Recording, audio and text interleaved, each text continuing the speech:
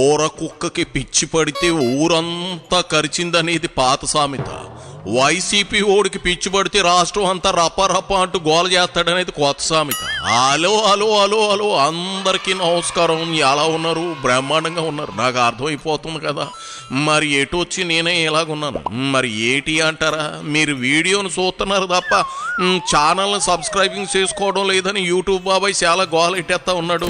అందులో నా గోల కూడా ఉంది కాబట్టి మీరు ఈ ఛానల్ని కొంత సబ్స్క్రైబింగ్ చేసుకుని నన్ను ఎంకరేజ్మెంట్ చేస్తే మరిన్ని వీడియోలు మీ ముందుకు తీసుకొచ్చే ప్రయత్నం చేస్తాను. అందుకని మీరు ఆ పనిలో ఉండండి, నా పనిలో నేను ఉంటాను. ఇప్పుడు నేతి బీరకాయలో నెయ్యి ఉంటుందనేది నెయ్యి ఉంటుంది కదా అని ఎతకడంలో జగనండుకో ఆరి తీరిపోయారు. డిఎస్సిలో అక్రమాలు జరిగాయి అనడానికి ఒక్క సాక్షికం ఆధారం లేదంట, కానీ ఆ అనుమానాలన్నీ నిజాలే అన్నట్లు నమ్మించే ప్రయత్నం చేస్తున్నారు. అందుకోసం వలస కూలీలను ఎంట తెచ్చుకుని మరీ జాన్జీ ఉద్యమం చేస్తున్నామని ముసలోళ్ళతోనూ మామ అనిపించేస్తున్నారు. గుండుపోటు వీరుడు, సకల రోగాలకు ఆద్యుడు, గుట్కానాని ఏదో చెప్తానంటూ గుడ్ బాయ్లా చేతులు కట్టుకుని మరీ వచ్చేసాడు. ఇదిగో గుట్కా రాజా, ఏం చెప్పాలనుకుంటున్నావు గబుక్కున చెప్పే.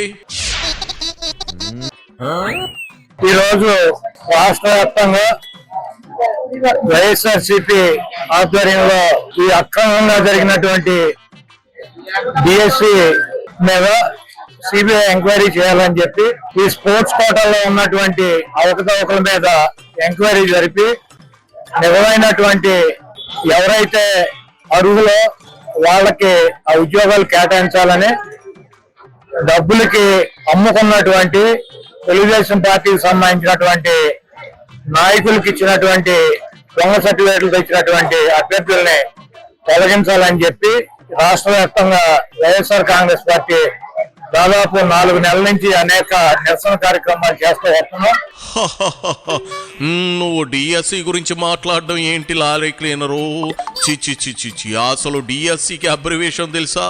పోనీ ఆ కాంపిటీషన్ ఏ రేంజ్ లో ఉంటుందో తెలుసా? పోనీ అభ్యర్థుల మధ్య ర్యాంకులు సాధించాలని ఆ వైబ్రేషన్ ఎలా ఉంటుందో తెలుసా? అది పోనీ డిఎస్సికి డిసిఎం వ్యాహనకి మధ్య ఉన్న వేరియేషన్ ఏమిటో తెలుసా? పోనీ పరీక్షలు, ఆ ప్రవేశ పరీక్షల్లో ఎన్ని వెరిఫికేషన్స్ ఉంటాయో తెలుసా? నీకు అబ్రివేషన్ తెలియదు, వైబ్రేషన్ తెలియదు, కాంపిటీషన్ అంటే ఏమిటో తెలియదు, వేరియేషన్ తెలియదు, వెరిఫికేషన్ అంతకంటే తెలియదు. అలాంటి నువ్వు డిఎస్సిలో మ్యానిప్యులేషన్ జరిగిందని ఎలా అంటావయ్యా గుట్కనాని?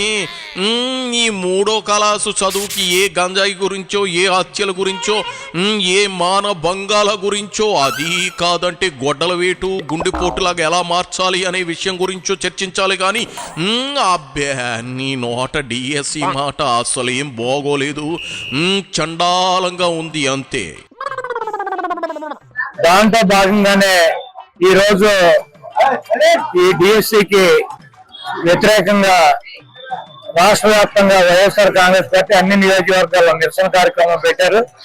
దీన్ని కొడుకును కాపాడుకోవాలన్నటువంటి ఉద్దేశంతో చంద్రబాబు నాయుడు ఈ రాష్ట్రంలో ఉన్నటువంటి పోలీస్ యంత్రాంగాన్ని ఉపయోగించి అర్ధరాత్రి మా నాయకుల్ని ఇళ్లకు వెళ్లి నోటీసులు ఇచ్చి మీరు గనక ర్యాలీల్లో కానీ నిరసనలో కానీ పాల్గొన్నట్లయితే మీ మీద రకరకాల కేసులు కట్టి మిమ్మల్ని అరెస్ట్ చేస్తాం, మీరు ఎవరు కూడా వెళ్ళొద్దని చెప్పి పోలీస్ వ్యవస్థ మా నాయకులకి మా కార్యకర్తలకి ఫోన్లు చేసి బెదిరించినటువంటి పరిస్థితి రాష్ట్ర వ్యాప్తంగా ఉంది. నువ్వు కీసుకుడికి ఎక్కువ జరాసందుడికి తక్కువ అన్నట్లుగా ఉన్నావు. ఏంది కొడాలి? నీ అవతారం ఏంది? అయినా నీ మాటల్లో మునుపటి పవర్గా అనిపించడం లేదా అబ్బాయి? కొంపదీసి గుండె ఆపరేషన్ అని చెప్పి ఫిల్మెంట్ తీసి పారేయలేదు కదా? ఆహా, నీ మాటల్లో పదును ఆ వేడి బూతులు కనిపించిపోయేసరికి డౌట్ వచ్చి అడుగుతున్నాను సుమా, అంతే. లేదంటే రెడ్ బుక్ లో నీ పేజీ చూసుకుని పోసుకుంటా ఉన్నావా ఏంది? ఎల్లకాలం మనదే హవా నడవాలంటే ఎలా? మూసుకోవాల్సిన టైం కూడా వచ్చింది, మూసుకుంటావు ఏంది? చావట దద్దమ్మా, ఆడు ఈడు, బూట్లు నాకడాలు, నా బొచ్చులోది పకోడీ కబుర్లు లాంటి పదప్రయోగాలు ఆపేసరికి జనం నువ్వు ఫిల్మెంట్ లేని బల్బు అనుకుంటా ఉన్నారబ్బాయి. ఓ పాలు చూసుకో. ఇది ఒకటి గుర్తుపెట్టుకోవాలి, రాష్ట్ర ప్రభుత్వం పోలీసు వ్యవస్థతో ఆపేయగలము, పోలీసు వ్యవస్థ ఏదైనా చేయగలము అనుకుంటే ఢిల్లీలో కేంద్ర మంత్రి విద్యార్థుల మీద దాడులు చేయించి ఆఖరికి రాజీనామా చేయాల్సినటువంటి పరిస్థితి ఏర్పడింది. మీరు ఎవరినైనా సరే ఎంత తొక్కి పెట్టాలనుకుంటే, ఏ రకంగా బంధించాలనుకున్నా కూడా అది మీకు సాధ్యం కాదు. దయచేసి ఇటువంటి కార్యక్రమాలు చేసి వైఎస్ఆర్ కాంగ్రెస్ పార్టీ శ్రేణుల మీద కేసులు పెట్టి వీళ్ళని రెచ్చగొట్టి రేపు రాబోయే రోజుల్లో మీరు అధికారం కోల్పోయినాక మరి వీళ్ళ చేతిలో తీవ్ర పరాభవానికి గురవలసినటువంటి పరిస్థితి, ఇటువంటి ఆంక్షల్ని ఇంకా 10 గంటలు ఎదుర్కోవాల్సినటువంటి పరిస్థితి ఉంటుంది. కాబట్టి ఇటువంటి పిచ్చి ప్రయత్నాలనే ఆపాలని చెప్పి నేను తెలుగుదేశం పార్టీకి, కూటమి ప్రభుత్వానికి తెలియజేస్తూ, కూటమి ప్రభుత్వం ఏమో గాని నువ్వు మాత్రం ఒకటి కాదు 2 గుర్తెట్టుకోవాలి. ఒకటి నోటుకొచ్చినట్లు బూతులు వాగకూడదు, మరొకటి అక్కడ ర్యాడ్ బుక్ లో నీ పేజీ ఇంకా సిరగలేదు. ఈ లోపు ఏదైనా తేడాగాని వాగితే నీకు ఎంగిలాకి సిరిగిపోవడం ఖాయం. ఆ చేత నోరు అదుపులో ఎట్టేసుకుని మాటలు పదుపుగా వాడడం ఉత్తమం. లేదంటే బొక్కలోకి వెళ్ళడం, సాంబార్ కూడా అల్యూమినియం బొచ్చులో తినడం ఖాయం. కూటమి నాయకులు అంతకన్నా ఏం చెబుతారు? కాదు, ఆ కేంద్ర మంత్రి రాజీనామా చేసేటప్పుడు చేసే ముందు 10 నిమిషాల ముందు కూడా సేమ్ మాటలు కేంద్ర మంత్రులను కేంద్ర ప్రభుత్వం ఇదే చెప్పింది కదా. ఇప్పుడు కేంద్ర మంత్రిని రాజీనామా చేయమన్నారు. వాళ్ళు ఏమన్నారు?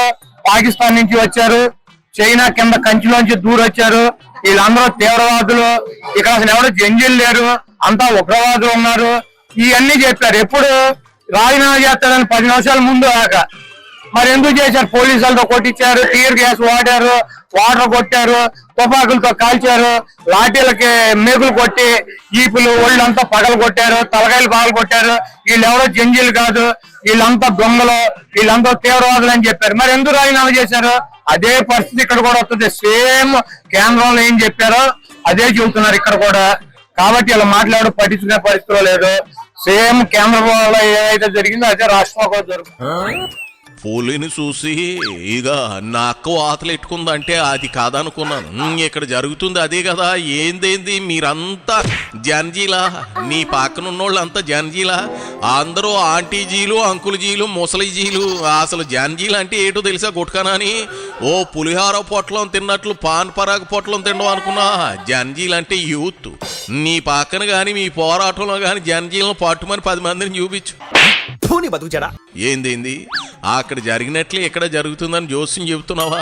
అక్కడ పేపర్ అవుట్ అయింది, అక్కడ రీ ఎగ్జామ్ కూడా జరిగింది. అక్కడ సాక్ష్యాధారాలు బలంగా ఉండబట్టే యూత్ రోడ్డు మీదకి వచ్చారు. ఇక్కడ ఒక్క సాక్ష్యం లేదు, ఒక్క ఆధారం లేదు, ఒక్క పేపర్ లీక్ లేదు. అసలు వీళ్లలో డిఎస్సి రాసిన వాళ్ళే లేరు. నీలాంటి వాళ్ళు ఇలాంటి ఉద్యమాలు చేస్తే లారీల టైర్లకు ప్యాచీలు వేసుకోవడానికి తప్ప దేనికి పనికిరారు. అసలు 4 నెలల నుంచి ఉద్యమం జరుగుతుందని నువ్వు కాదు కదా, ఇదిగో 70 రోజుల నుంచి జరుగుతుందని మీ బాసు ఓ లెక్క పత్రం లేకుండా మాట్లాడితే ఎట్టా? ఎంతకీ పులివెందుల పిల్లి ఉద్యమంలో పాల్గొన్నదా? భయమా? చెప్పినంత వరకు సాలే గాని ఇదిగో వెళ్ళి లారీ తుడుచుకో పో. గుట్కరాజా పో.